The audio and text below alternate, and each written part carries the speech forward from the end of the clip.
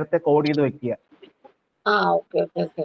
അതായത് ഇവിടുന്ന് ഇങ്ങനെയുള്ള ഇപ്പൊ ഈ സെലക്ട് സ്റ്റാർ ഇങ്ങനെയൊന്നും വരത്തില്ല, ഇങ്ങനെയൊന്നും വരത്തില്ല എന്നുള്ള രീതിയിൽ നേരത്തെ വരുന്ന കോഡ് മാത്രം അക്സെപ്റ്റ് ചെയ്യാന്നുള്ള രീതിയിൽ നേരത്തെ അവിടെ പറഞ്ഞു. നമ്മൾ ബ്ലാക്ക് ലിസ്റ്റിംഗ് വൈറ്റ് ലിസ്റ്റിംഗ് എന്നൊക്കെ അറിയില്ല, അതുപോലെ. ഓക്കെ. സോ SQL ഇഞ്ചക്ഷനും ഈ cross site scripting, command injection, ഇങ്ങനെയുള്ള വൾനറബിലിറ്റീസ് എല്ലാം ഇഞ്ചക്ഷൻ എന്ന് പറഞ്ഞ ഒറ്റ വൾനറബിലിറ്റി ആണ് OWASP ടോപ്പ് 10 കിടക്കുന്നത്.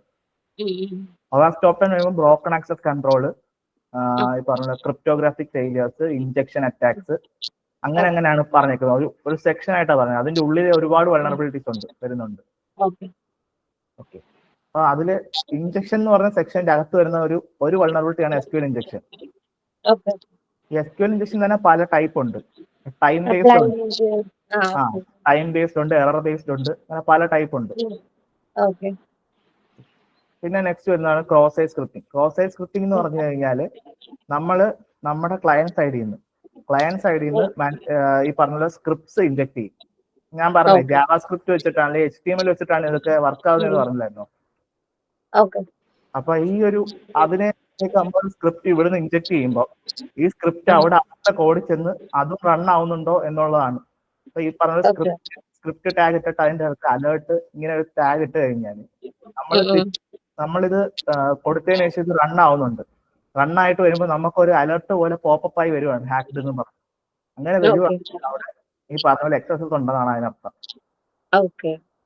അപ്പൊ അത് ഇങ്ങനെ ചെയ്യുന്നതിനെ റിഫ്ലക്റ്റഡ് എക്സസ് എന്നാണ് പറയുന്നത്. അതായത് ക്ലയന്റ് സൈഡ് മാത്രമേ അത് വർക്ക് ആവുന്നുള്ളൂ, സെർവർ സൈഡ് പോകുന്നില്ല.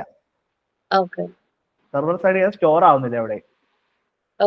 നമ്മുടെ ബ്രൗസറിൽ മാത്രമേ ഇത് ഡിസ്പ്ലേ ആവുന്നുള്ളൂ. മറ്റൊരു യൂസർ എടുക്കും ഇത് ഡിസ്പ്ലേ ആവത്തില്ല. പക്ഷെ ഇതും ഒരു വൾനറബിലിറ്റി ആണ്. നമ്മുടെ ഇവിടെ നിന്ന് ഇൻപുട്ട് ചെയ്ത് നമുക്ക് അങ്ങനെ കൊടുത്ത് നമുക്ക് അവിടുത്തെ സെഷൻസോ അല്ലെങ്കിൽ അവിടുത്തെ എന്തെങ്കിലും ഇൻഫർമേഷൻ കിട്ടിക്കഴിഞ്ഞാൽ അത് ഈ പറഞ്ഞൊരു വൾനറബിൾ ഡേറ്റയാണ്. അപ്പൊ അത് വൾനറബിൾ ആയിട്ടുള്ള ഒരു വെബ്സൈറ്റ് ആണെന്നുള്ളതാണ് അതിനർത്ഥം.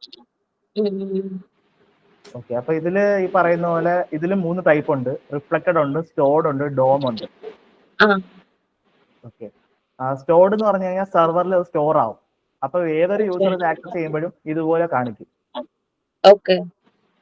പിന്നെ ഡോം എക്സസ് ഉണ്ട്. ഡോം എക്സസ് എന്ന് വെച്ച് കഴിഞ്ഞാല് നമ്മുടെ ഡോമിന്റെ full form direct object model എന്നാണ്. ഇത് ജാവാസ്ക്രിപ്റ്റ് ബേസ് ആയിട്ട് വരുന്ന എന്താ പറയാ ഒരു ജാവാസ്ക്രിപ്റ്റിന്റെ ഒരു കോമ്പോണന്റ് ആണ് ഡോം. അപ്പൊ ഈ ഡോമിനെ മാനിപ്പുലേറ്റ് ചെയ്യുന്ന ഒരു കൈൻഡ് ഓഫ് എക്സസസ് ആണ് ഡോം എക്സസ് എന്ന് പറയുന്നത്. Direct object model. അതിന് കോംപ്രമൈസ്